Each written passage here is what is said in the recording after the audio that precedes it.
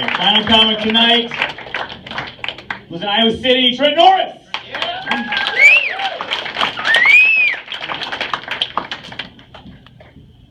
Wow. Thank you guys so much for coming out tonight. I live in Iowa City now. I used to live in Cedar Rapids when I was in high school. Yeah, when I was in high school, I was on the soccer team, weighed 180 pounds. Nowadays, come back to Cedar Rapids after 10 years, weigh 240 pounds. That's not a good thing. I tried to deny it for a long time, how big I'm getting, but it did work because before the show here, I was visiting my grandma, decided to take a little walk to clear my head, think about some of my jokes.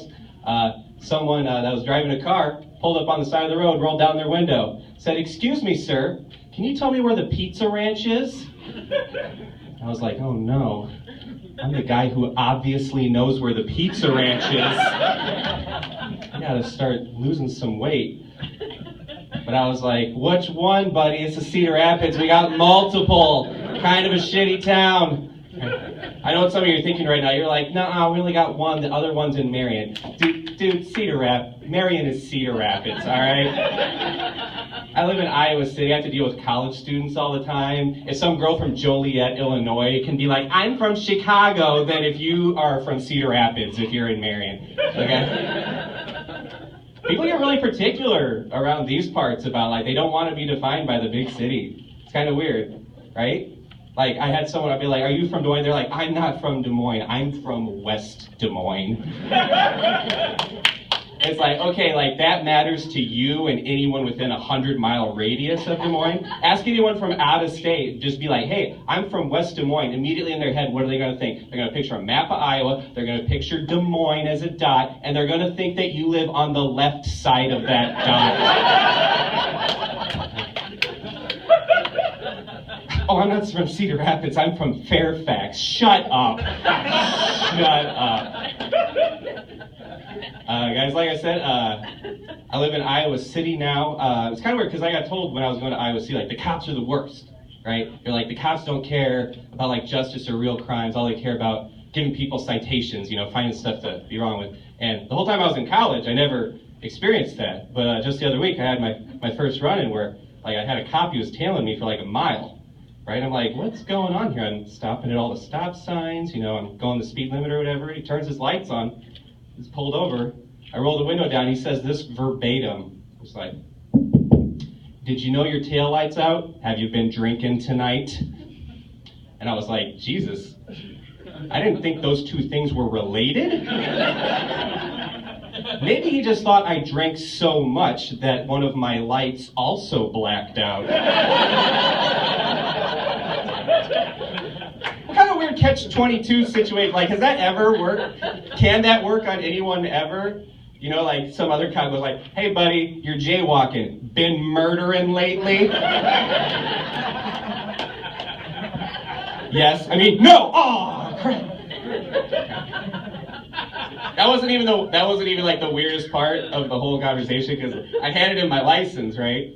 And he looked at it, he went, 30? You can go. And I was like, what the hell is that supposed to mean? Is it like just a thing where, like, he was only going to get me if I was underage? Like, dude, like, take it seriously, right? It's your job, Or maybe it's like one of those things where he's like, you're 30 years old and you still live in your college town. You are probably going to need one or two just to get home every evening. Take care. Don't go suiciding on us. Something like that. As you guys might have guessed, I am single. But I think it's just because, like, I thought when I was younger, I was never good with women. And I always thought I'm like, what's wrong with women? Why don't they go with me? Now I realize as an adult, I'm just stupid. Like, men have the dumbest ways to, like, pick up women, right? Like, here's a literal thing that I do. As you guys might have noticed, I always do this when I go out. It's a habit I picked up when I was younger. I always put my wallet in my front pocket when I go out. And the reason I do that, I remembered, is because as a teenager, I thought, aha, I will put my wallet in my front pocket, and then girls will think that is part of my package. They will want to have sex with that. Like, what kind of woman did I think I was going to pick up? Like, ooh, rectangle dick, my favorite. Oh, yeah. What's going on over here on the other side of these jeans? Key-shaped balls? How sexy can this get?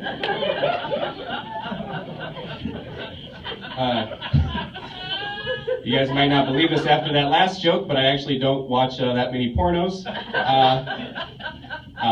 It's not like, because like I still, sex is great and everything, but it's like weird. Like I'm older now. It's just like the titles get me, right?